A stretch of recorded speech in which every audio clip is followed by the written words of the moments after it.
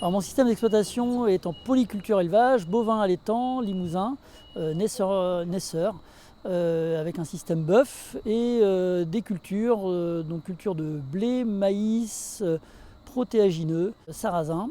Et puis on a un atelier de méthanisation qui s'entremêle avec l'ensemble de ces productions végétales et animales. Alors, la première motivation de passer en AB, c'était d'être beaucoup plus autonome pour déjà limiter les apports d'intrants, parce qu'en AB on manquait d'azote et on apportait à l'époque de la fiente d'élevage de volailles qui venait beaucoup du Grand Ouest.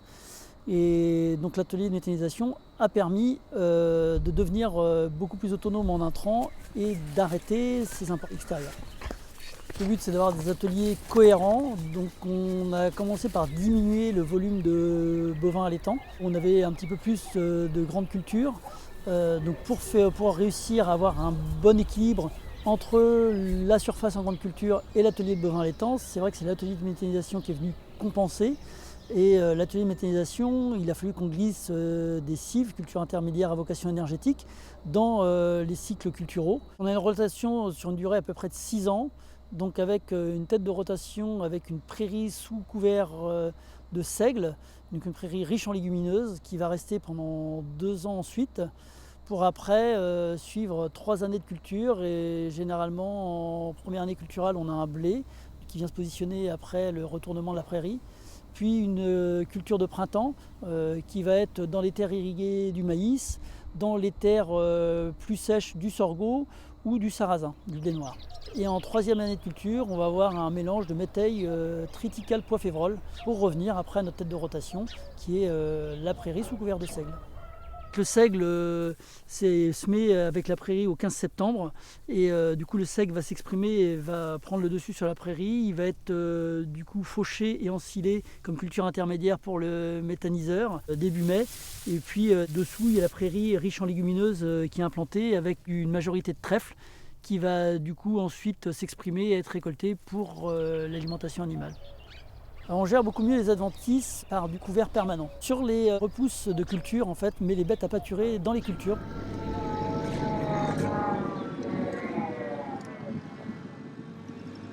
Ici, on a un méthaniseur en injection.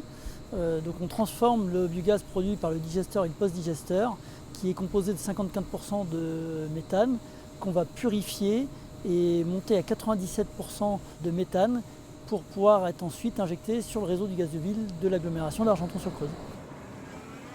Les intrants qu'on met dans cette méthanisation sont composés de fumier de bovins, donc sur la période d'hivernage. Ensuite, on va y mettre des cultures intermédiaires à vocation énergétique, composées à majorité de seigle.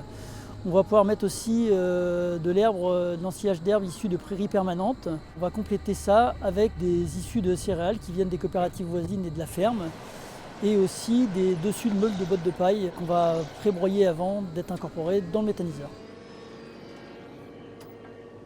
Les quantités, on met à peu près 3000 tonnes de fumier, 6000 tonnes de cives, 500 tonnes d'issues de céréales, 1000 tonnes d'ensilage d'herbe de prairies permanentes et à peu près 500 tonnes de paille broyée. On a assez d'intrants pour alimenter une unité de méthanisation, même en fonction des années. On a des grands silos qui nous permettent d'avoir plus d'1 an et demi de stockage, donc d'être assez à l'aise en fonction des années qui se suivent, ne se ressemblent pas. On produit à peu près 12 000 m3 de digesta et à 85% liquide et 15% solide. Ce digesta est stocké et va être épandu pendant les périodes de forte croissance des végétaux, et donc on va bien y apporter l'azote, le phosphore, le potasse nécessaire. 100% du digesta est réintroduit sur l'exploitation. Le digesta liquide est introduit par une pompe qui renvoie dans le système de ferti-irrigation, donc dans les canalisations d'irrigation, et après répandu ensuite avec le quadraferti, donc la machine qu'on voit derrière moi, qui va permettre d'épandre même en végétation 100 tonnes. C'est une machine qui passe très bien même dans les conditions humides. Le gros avantage de la ferti-irrigation, c'est qu'on est capable d'épandre des gros volumes en très peu de temps et avec simplement qu'une unité de main-d'œuvre. C'est-à-dire qu'on a une grosse pompe centrale qui est dans l'unité de méthanisation. On a à peu près 7 km de canalisation sur l'ensemble de la ferme qui distribue, et ensuite une personne seule, du coup pilote depuis son smartphone la pompe électrique qui permet de pousser le digesta jusqu'au quadraferti. Donc une personne seule est capable de gérer l'ensemble du chantier d'épandage. Le cours de Rafferty permet une limitation du tassement du sol parce qu'on a un passage tous les 28 mètres et en plus on a des roues qui sont basse pression, donc ça permet vraiment d'avoir des passages très peu agressifs.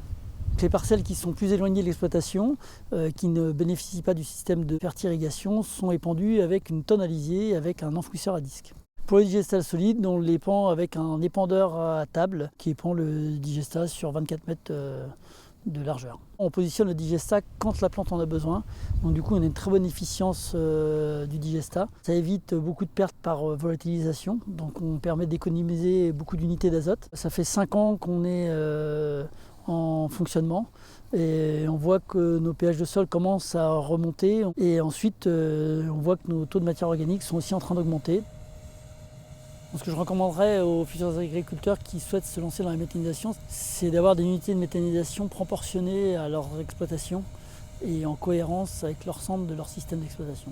Je pense que la méthanisation, si on la met en rapport avec tous les enjeux agro-environnementaux, va prendre une part croissante dans l'agriculture parce qu'on voit qu'elle est en interaction avec des ateliers d'élevage, avec des ateliers de culture. Il y a une grande diversité, aussi avec les territoires, en retraitant aussi les biodéchets. Je suis satisfait d'être de plus en plus autonome et il y aura sûrement d'autres projets. L'implantation d'une station GNV pour pouvoir alimenter nos propres matériels, et éventuellement l'implantation de serres à proximité pour pouvoir valoriser le CO2 qui est récupéré par l'épurateur. L'avenir est devant nous, on a encore plein de projets, plein d'idées dans la tête.